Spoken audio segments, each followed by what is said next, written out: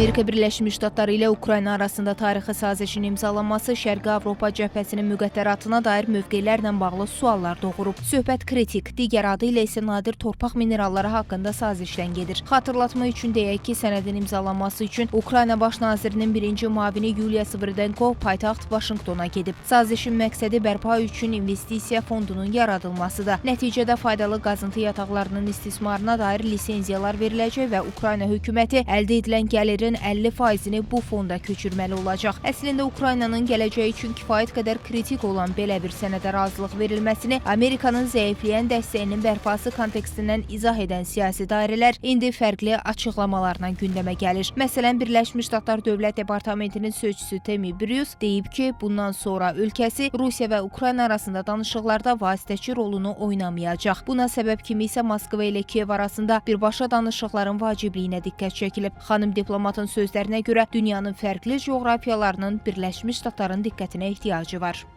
Rusiya-Ukrayna münaqişəsinə yanaşma tərzimiz və metodologiyamız dəyişir. Biz vasitəçi olmayacağıq. Biz mötədil görüşlər üçün dünyanın o biri tərəfinə uçmayacağıq. İndi iş iki tərəf arasında aparılmalıdır.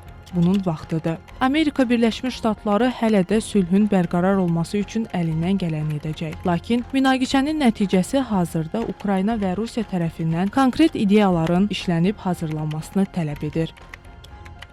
Daha bir açıqlama Birləşmiş Ştatların dövlət katibi Marco Rubio'dan gəlib. Bildirib ki, Birləşmiş Ştatlar Ukraynadakı münaqişənin həlli məsələsindən əl çəkmir, lakin dünyada daha çox mühüm problemlərin olduğunu dərk edir. Stat, demək istəmirəm ki, Ukrayna münaqişəsi vacib deyil, lakin məncə Çin ətrafında baş verənlər uzun müddətli perspektivdə daha vacibdir. Statın sonu. Bu açıqlamaların öncəki vədlərlə uzlaşmadığına eyham vuran analitiklər gedişatın rəsmi Kiyevin əleyhinə cəryan edə biləcəyini istisna etmirlər. Bildirilir ki, əslində nadir torpaq mineralları haqqında sazişin imzalanması rəsmi Vaşinqtonun əslində Şərqi Avropa müharibəsi fonunda əsas hədəflərini gün üzünə çıxardı. Trump, Amerika devletinin Çin ile girişmiş olduğu bu ticari rekabette, ticari savaşta daha kuvvetli bir altyapı oluşturabilmek adına birçok devletin kıymetli yeraltı madenlerine, elementlerine sahip olarak Çin ile üretimde rekabete girmek, hatta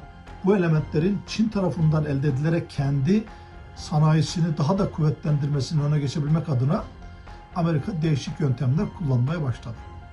İşte Ukrayna ile sonunda yeraltı elementleri konusunda anlaşmayı gerçekleştirdi ve bundan sonraki süreçte artık Ukrayna Rusya ile kendi barış sürecinin görüşülmesi gerektiği ifade ediliyor.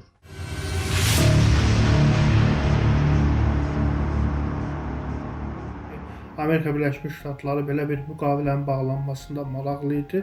Ukrayna öz təbii sərvətləri üzərində suverenliyi bu müqavilədə təmin olunub tanınır. Amma təbii ki, gəlirlər bərabər bölünəcək və burada Ukraynaya bir çox təminatlar da verilir. Və düşünürəm ki, bu Ukrayna burada itirən tərəf deyil.